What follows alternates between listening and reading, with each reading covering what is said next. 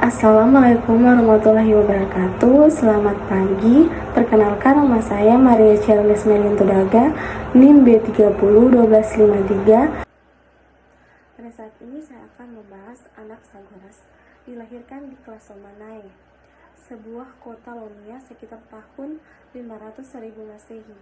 Pada usia 20 tahun ia pindah ke Athena, yang selama beberapa waktu menjajah kota Klasomanae. Langkah ini baginya mungkin berhubungan dengan keadaan yang menyertai invasi besar Yunani oleh Xerxes pada tahun 480. Karena Xerxes menarik kontingen besar pasukannya dari kota-kota Ionia yang ia tundukkan. Dan banyak yang tidak mau melawan ibu pertiwi mereka, mungkin telah mengungsi sekitar waktu itu di Athena. Di Athena dia tinggal selama hampir 50 tahun. Dan selama periode itu menjadi teman dan guru dari banyak orang terkemuka. Di antaranya Pericles, negarawan Athena yang agung, dan Euripides, sang dramawan. Seperti kebanyakan filsuf Ionia, ia menyukai matematika dan astronomi, serta aplikasi praktis tertentu matematika. Di antara buku-buku lain, ia dikatakan telah menulis sebuah risalah tentang seni merancang adegan untuk panggung, mungkin untuk mewajibkan teman dan muridnya Euripides. Dalam kasusnya, seperti halnya pada para pendahulunya, hanya sebagian kecil dari tulisan-tulisan filosofisnya telah terjaga, dan hubungan bagian-bagian tertentu dari ajarannya yang sampai pada kita masih agak tidak pasti. Ardentem frigidus aetnam insiliut, ingin dianggap dewa. Empedocles dengan dingin melemparkan dirinya sendiri pada Etna yang sedang terbakar penipuan itu. Konon terdeteksi dari salah satu sepatunya yang dilemparkan dari kawah. Dengan cara apapun hidupnya berakhir.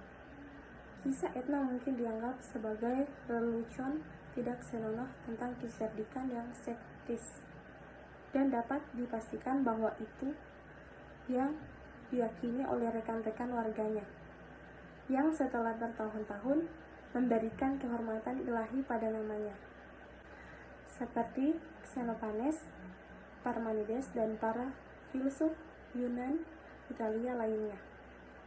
Ia menguraikan pandangannya dalam syair, tetapi ia mencapai keunggulan puitis yang tidak dicapai oleh pendahulu manapun. Aristoteles menceritakan bakatnya sebagai Homeric dan dirinya sendiri sebagai ahli gaya, yang dengan bebas menggunakan metafora dan bentuk puitis lainnya. Lucretius dengan penuh kekaguman yang tinggi, yang paling ulama di antara mereka adalah Empedocles dari Agrigentum, anak dari pulau dengan 3 jubah, sebagai negeri yang menakjubkan dalam banyak hal dan layak untuk dilihat oleh semua orang. Ia kaya dalam segala hal yang baik dan kuat dalam kekuatan orang-orangnya. Namun dalam batas-batasnya tidak ada orang yang dianggap lebih ilahi atau lebih menakjubkan atau lebih disayangi daripada putranya yang termasyhur. Menyatakan bahwa semua perbedaan yang terlihat dalam berbagai hal adalah perbedaan baik bentuk, susunan, atau posisi praktisnya, yaitu ia menganggap bahwa apa yang tampak bagi kita merupakan perbedaan kualitatif dalam benda-benda, misalnya panas atau dingin, manis atau asam, hijau atau kuning, hanyalah kesan-kesan yang dihasilkan dari bentuk-bentuk yang berbeda, atau pengaturan yang berbeda, atau cara penyajian yang berbeda di antara atom-atom yang menyusun benda-benda. Setelah sekarang, sampai pada apa yang ada, Demokritus seperti melawan para Eleatik, menyatakan bahwa ini bukan suatu kesatuan, suatu eksistensi yang tidak dapat bergerak, tidak dapat berubah, namun merupakan jumlah atom yang tak terhitung banyaknya.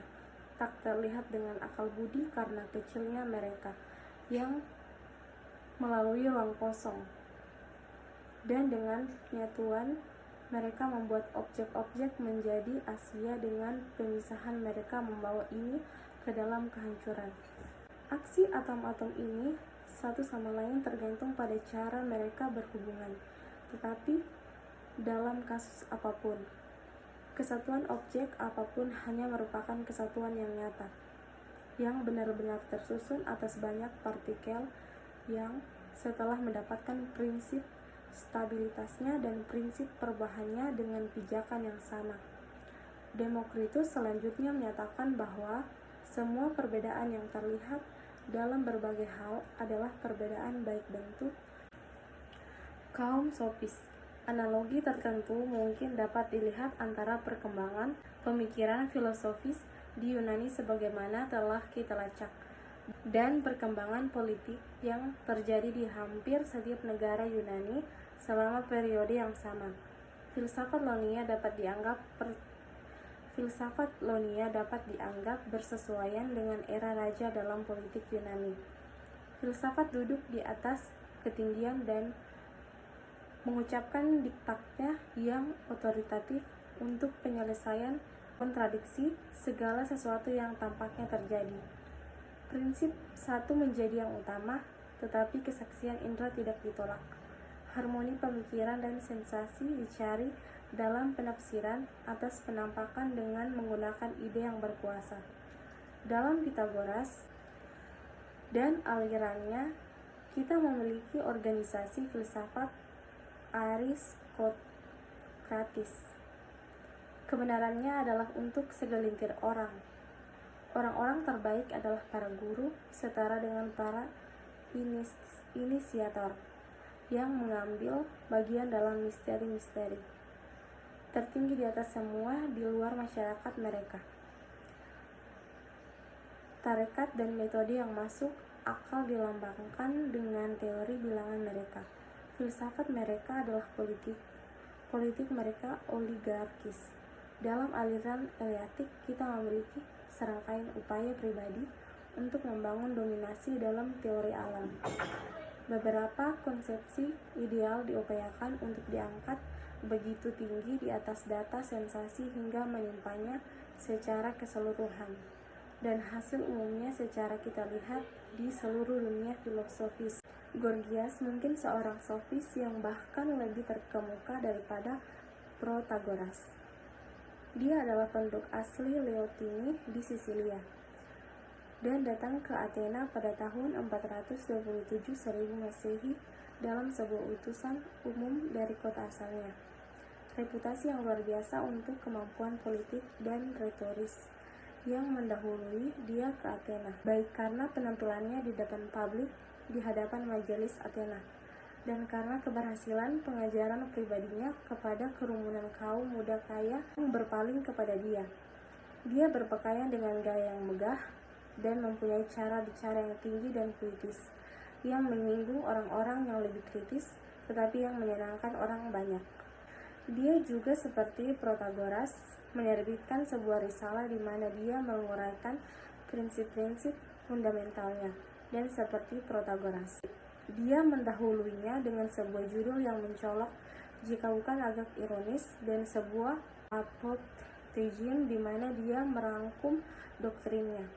Judul karyanya adalah Of the Non-Existence of Nature, dan diktumnya, tidak ada yang ada, atau jika ada, itu tidak dapat dilihat oleh manusia, dan bahkan jika itu bisa dilihat, orang yang melihatnya tidak bisa menguraikan atau menjelaskannya kepada tetangganya.